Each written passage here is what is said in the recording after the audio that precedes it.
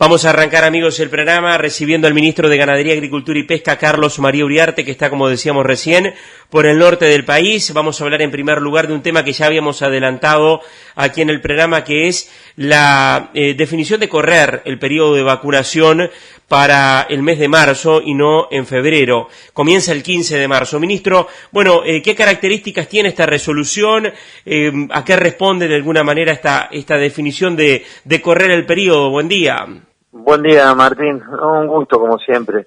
Le pedimos disculpas a los productores por la demora en hacerlo, pero realmente todos estos inconvenientes que veníamos viviendo y sobre todo relacionados al clima y a la necesidad de tener que mover los ganados para vacunar con estas altas temperaturas y sobre todo por la falta de comida, por el déficit hídrico, nos veníamos demorando. Ya estábamos seguros que no iba a ser antes del 1 de marzo, pero recién ahora el panorama está más claro y con el doctor Barri se resolvió fijarlo ya definitivamente a partir del 15 de marzo hasta el 15 de abril. Bien. Que es necesario además por todas las actividades que tiene el sector, fijación de ferias, remates, por todos los movimientos y bueno, por eso pedimos disculpas por los trastornos que podamos haber provocado, pero básicamente se debió a esa razón. Bien, la operativa de entrega, todo el proceso de distribución de vacunas, ¿es el tradicional el mismo o hay alguna modificación? Va a haber alguna modificación porque el foco y el encargue que tenemos es tratar de evitar al máximo las aglomeraciones. Cualquier modificación que haya va a ser por esa razón. Por eso exhortamos a los productores informarse bien y sobre todo evitar las aglomeraciones, ¿no?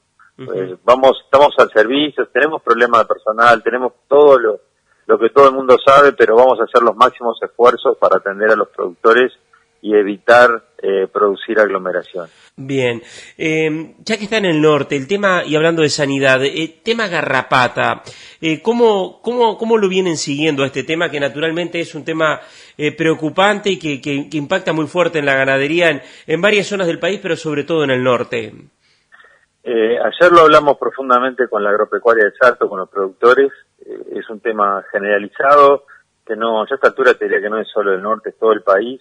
Lo que varía es la toxicidad, o sea, el que esté o no contagiada y pueda matar. Ese es la diferencia. Hay lugares que realmente ha tenido un efecto muy grave porque ha producido muchas muertes. Estamos enfrentando problemas de resistencia a muchos productos y bueno, a nuestro entender eso amerita, y ya lo hemos hablado bastante con servicios ganaderos, un análisis de cuál es el rol que en estas circunstancias el Ministerio, con los actuales recursos, en su actual realidad, debe ejercer en lo que nosotros llamamos campañas económicas, ¿no? Que es la garrapata, la sarna y el piojo.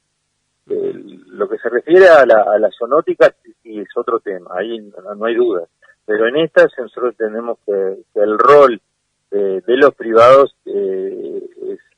tiene que ser mucho más importante y más fuerte en el accionar del mismo.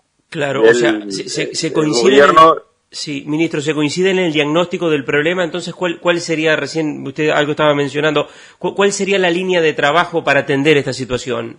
Bueno, es justamente cambiar los roles y que los productores, con la asistencia del gobierno tanto en el asesoramiento como con los controles, cambie, ¿no? Sea distinto. Asistencia en lo que se refiere a manejo de las campañas contra la garrapata, porque todos, o no todos, pero gran parte de los problemas se deben al mal manejo de las drogas, que su mal manejo termina en una resistencia. Y sobre todo en lo que se refiere a un uso de control mezclado, o sea, utilizando drogas mezcladas para tratar de evitar la resistencia. Ese es el principal camino, y tratar de reservarse aquellas drogas que aún son efectivas como última herramienta. Y el otro gran camino, nosotros hoy al mediodía vamos a ir a lo de una doctora que es el control biológico. y estamos impulsando ese tipo, esa línea que es con la producción de hongos, tratar de también desarrollar otras formas de control, que no va a ser la solución, pero va a ayudar a quebrar la resistencia a esos productos que hoy están dando problemas. Claro, pero reitero, digo, acá la solución pasa por los productores con el apoyo del gobierno, no al revés. Claro, recién usted al pasar mencionaba el tema cuando hablábamos de la vacuna de la aftosa, de los recursos del ministerio, de los servicios ganaderos y el tema control para evitar el movimiento de ganado con garrapata de una zona a otra. En este sentido, ¿y el ministerio cómo viene actuando? No, todos saben que hay controles, hay multas, todo eso se aplica, pero que hoy en los resultados obviamente están lejos de los esperados. Hoy la garrapata la encontramos en todo el país, y si bien los controles existen y se detectan casos, no son suficientes como para controlar para lo que el control se fue establecido hace muchos años, y es que no se invada zonas libres de garrapata. Hoy la garrapata la podemos encontrar en todo el país. Uh-huh. Pero también, de la misma manera, encontramos productores en zonas donde antes, o sobre todo en el sur del país, donde no tienen desarrollado ningún tipo de protocolo para combatir el ingreso de garrapata a sus predios. O sea, y eso en el mundo de hoy no es aceptable. O sea, por eso nosotros entendemos que esto se trata de un tema que los productores, con el apoyo del gobierno, tenemos que tratar. Ministro, pasando al tema ahora, bueno, COVID, que es naturalmente también... Una cosa, Martín, que referido a eso. Estamos pensando seriamente en cambiar el sistema de control. Estos controles fijos, hacerlos más bien móviles, de otra forma, porque tal cual está implementado, los resultados no son buenos. Quiero hacer ese comentario. Bien, los controles del ministerio, dice usted. Sí. Bien. ¿Y cómo evalúan, para cerrar el tema, el accionar de la profesión veterinaria, de los veterinarios privados que realizan los controles?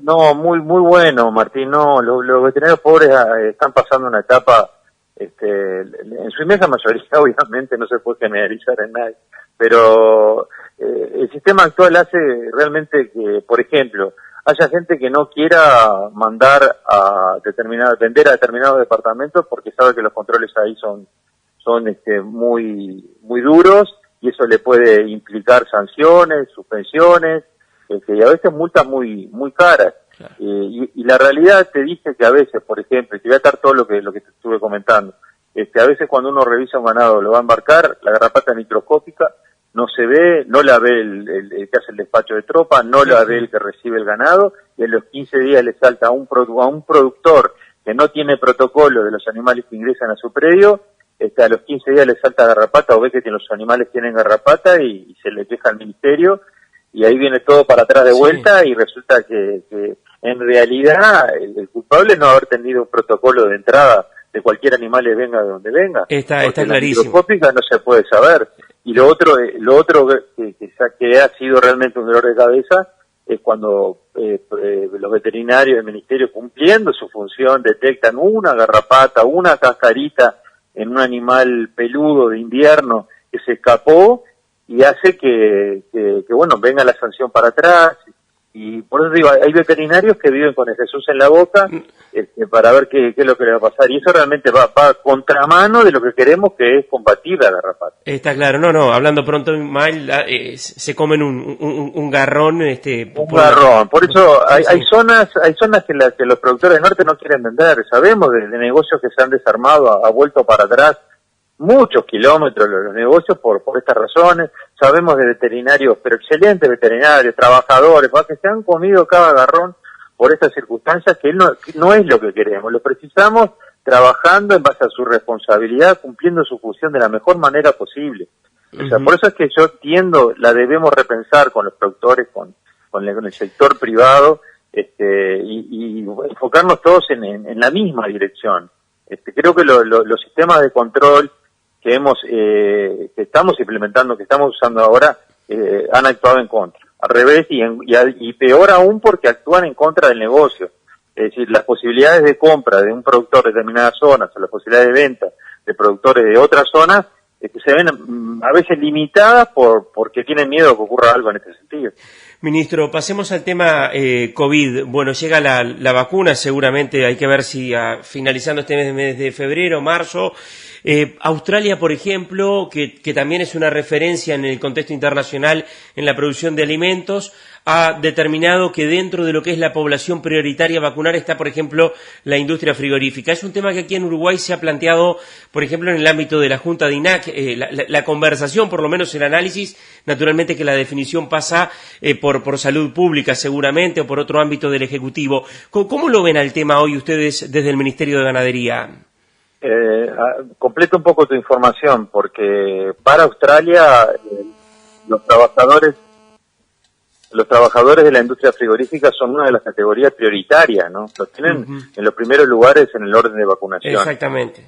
Y nosotros justamente le hablamos con el presidente de INAC y tratando de poner la forma de pensar nuestra va en esa línea, se lo propusimos a INAC, a INALE y a la pesca, para que los trabajadores de la industria productora de alimentos para la exportación fueran considerados como una categoría de prioridad a la hora de establecer el orden de vacunación, y estamos presentándoles ese pedido. No lo hicimos todavía porque andamos en el interior, si no lo hubiéramos hecho, al presidente de la República, y para que él, disponga después con quien él entienda sea considerado o no ese pedido, pero lo estamos haciendo a más tardar el lunes. O sea que se le va a pedir al presidente de la República que estos trabajadores estén incluidos dentro, digamos, de la población que va a estar recibiendo primero la vacuna contra el coronavirus. A ver, los términos correctos son que los trabajadores de la industria frigorífica o la industria productora de alimentos exportadora sean considerados como categoría de prioridad en el orden de vacunación. Bien, bien. Ministro, ¿en qué situación están las dos plantas que continúan o continuaban por lo menos hasta el arranque de esta semana fuera de China por el tema, de la situación que se dio de algunos casos positivos en las mismas? Esto ocurrió el año pasado, ya llevamos algo más de 50 días, me refiero al Orcinal y Casablanca. ¿Hoy en qué situación están estas plantas? Sí, complementando un poco todavía la información, o sea, esas dos plantas fueron autosuspendidas, es decir, el Uruguay la suspendió ante la aparición de brotes en ambas. Una vez superado el periodo y desde el 17 de diciembre que no se detectaban casos positivos en esas plantas, a mediados de enero se entendió que era el momento para hacer el levantamiento de esa suspensión de nuestra parte desde Uruguay y solicitarle lo mismo a las autoridades chinas. A la semana las autoridades chinas dispusieron de una auditoría que se hizo en forma virtual en ambas plantas y que los resultados, por lo menos lo que uno puede interpretar, fueron muy buenos. Nos dejaron unas observaciones que eran muy contestables y se hizo a la brevedad. Y y desde la contestación de esas observaciones han transcurrido 15 días. Ante esta un poco, no digo demora, porque a veces los tiempos de los chinos son otros, ¿no? Y entendamos que este tipo de enfermedades llevan por lo menos ciclos de 28 días, de 30 días, o sea, he sabido que a los 14 días para considerar un lugar exactamente libre. O sea que estamos dentro de los periodos o lapsos epidemiológicos esperables, pero más allá de eso, ya nuestro embajador en China, trató de transmitirles a las autoridades chinas nuestra preocupación, sobre todo nuestra ansiedad por saber qué iba a pasar con esas dos plantas, y trabajando con el canciller, estamos haciendo lo propio con el embajador chino en Uruguay, simplemente para transmitirles la preocupación y la importancia que significa levantar esa suspensión o el mercado chino para estas dos plantas, y sobre todo que estamos muy arriba del año nuevo chino, que es el 12 de febrero, y eso va a implicar por lo menos una semana de un mercado parado. Claro, o sea, la pelota está en la cancha de China, para usar un término futbolístico. Hasta ahora yo no tengo novedades, y es más, hoy estamos haciendo ese planteo al embajador chino acá, por los plazos, ¿no? Claro, claro. Y el lunes, entonces, para cerrar el contacto, ministro, esta solicitud al presidente de la República de que se incluya dentro de la población prioritaria a los trabajadores de la industria de la carne, carne vacuna, carne ovina, y pesca y el sector lácteo. Sí, la industria exportadora de alimentos. La industria exportadora de alimentos, correcto. Para ofrecerle la mayor garantía posible a nuestros clientes. Para nosotros es un tema fundamental y bueno, apenas lleguemos a Montevideo lo vamos a hacer. Ingeniero agrónomo Carlos Mario Uriarte, ministro de Ganadería, Agricultura y Pesca, muchas gracias. Por favor, a la orden siempre, Martín. Un abrazo. Por favor, a la orden siempre, Martín. Un abrazo. Por favor, a la orden siempre, Martín.